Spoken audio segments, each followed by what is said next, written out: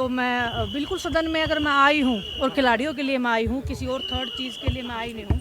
अगर खिलाड़ियों के साथ में गलत हो रहा है तो मैं बाहर भी बोलती हूँ, अंदर भी बोलूँगी और हर जगह पे जहाँ पे भी गलत होगा वो बोलेंगे। बात कर रहे थे इसी पे, तो उनका कहना था कि ये कोई सदन से जुड़ा हुआ मसला नहीं था, जो सदन के देखिए नहीं, अगर पूरे प्रदेश में अगर जब प्रदेश का कोई बच्चा मेडल लेके आता है तो वो स्पेशल उस प्रदेश का मुद्दा हो जाता है। जब हरियाणा के बच्चे अगर उसमें स्ट्रगल कर रहे हैं तो डेफिनेटली वो प्रदेश का मुद्दा है और उसको हम टेकअप करेंगे। मतलब इसको हम ऐसे लाइटली नहीं बोल सकते कि ये हमारा मुद्दा नहीं है, हमारा काम ही नहीं है। हम इस प्रदेश के वासी हैं, हम इस देश के वासी हैं और प्रदेश और देश दोनों हमारी जिम्मेदारी है। और मैं आज इस सदन में हूँ तो मेरे को मौका मिला है तो मैं डेफिनेटली मतलब इस चीज़ के खिलाफ मैं खड़ी होंगी।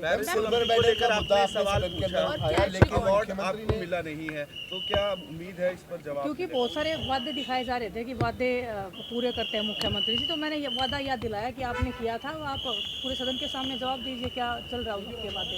आपने संघर्ष किया 2 साल और अब कुश्ती फेडरेशन का भी आपने बात करी, लेकिन आपकी बात को काट दिया गया।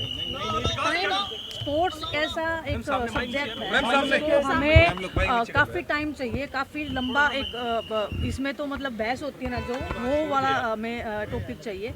इसमें वो सामने वाले कुछ प्रेजेंट करते हैं, मैं कुछ प्रेजेंट करती हूँ, तो कोशिश मेरी है कि मैं मतलब कुछ तो हम चेंज करें। अगर मैं यहाँ पे आई हूँ, स्पोर्ट्स में कुछ चेंज नहीं हुआ तो कोई फायदा नहीं। 44 नौकरियां मिली को लेकर स्पोर्ट्स कोटे से, उन्होंने 213 या 214 200 से ऊपर की नौकरियां उन्होंने खिलाड़ियों को दी हैं। देखिए मैं इसी बात मैं बताइए, बहुत सारे पॉइंट्स ऐसे हैं जो आप 5 मिनट में 8 मिनट में नहीं बोल पाते हो। ओलंपिक के जो गोल्ड मेडलिस्ट हैं उनको भी आप डिप्टी डायरेक्टर बोल रहे हो कि डिप्टी डायरेक्टर का पोस्ट देंगे, जो नेशनल में मेडलिस्ट है उसको भी डिप्टी डायरेक्टर दे रहे हो। तो जो रिस्पेक्ट जो खिलाड़ी डिजर्व करता है, ओलंपिक्स में 20-25 साल, मेरे को 25 साल हो गए, मेरा आज तक वो मेडल हाथ में नहीं आया है, तो वो मेडल की जो कीमत है वो सरकार को पता भी होनी चाहिए और उस खिलाड़ी को वो सम्मान भी मिलना चाहिए, ताकि पूरी ज़िंदगी के लिए उसको ये रहे कि हाँ मैंने इस प्रदेश के लिए, इस देश के लिए कुछ किया है और मैं आज जिस पद पे हूँ वो अपनी मेहनत के ऊपर हूँ, वो किसी के रहमो क्रम पे नहीं हूँ। तो इतना सम्मान तो खिलाड़ियों को मिलना चाहिए। तो 44 जो पोस्टें उस टाइम मिली थी वो बड़ी पोस्टें थी, आप क्या कहना चाहेंगे कांग्रेस राज? पहले डेफिनेटली वो बड़ी मिलती थी, डीएसपी लगाते थे सीधा बड़ी पोस्ट पे। और अभी साक्षी मलिक का मैंने जिक्र किया था, साक्षी मलिक ने इतना रिक्वेस्ट किया कि उनको यूनिवर्सिटी, आप अगर यूएसए का देखोगे, चाइना का देखोगे, जो बड़े बड़े खिलाड़ी हैं वो यूनिवर्सिटी में बड़ी पोस्ट पे जाते हैं ताकि वो खेल को, स्पोर्ट्स को मैनेज करें।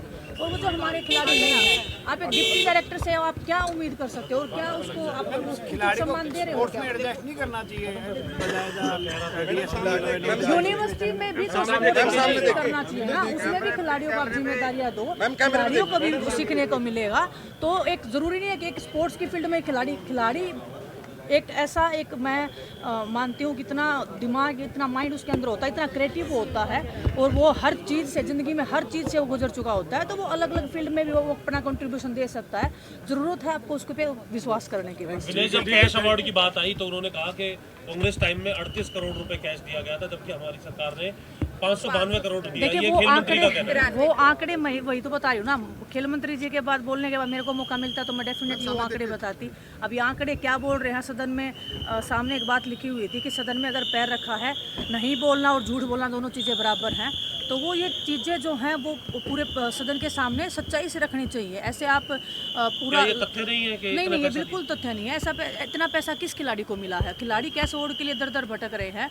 अंडर 17, अंडर 14 के जो बच्चे हैं मेरी विधानसभा में, और एक रेसलिंग की लड़की है प्रिया मलिक, उसका पैसा भी तक नहीं अटका क्योंकि उसके सामने लिखा दिया कि अंडर 17 की लड़की है, उसके लाखों में पैसे अटके हुए हैं।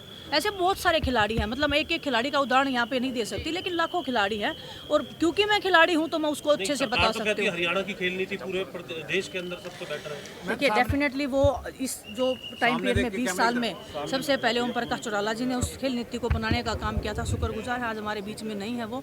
उसके बाद में हुड्डा साहब ने उस नीति को आगे बढ़ाया है।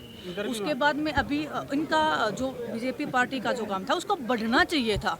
12 में भी ओलंपिक में 5-6 मेडल आ रहे थे, आज भी 5-6 मेडल आ रहे हैं, 24 में भी इतने ही मेडल आए हैं।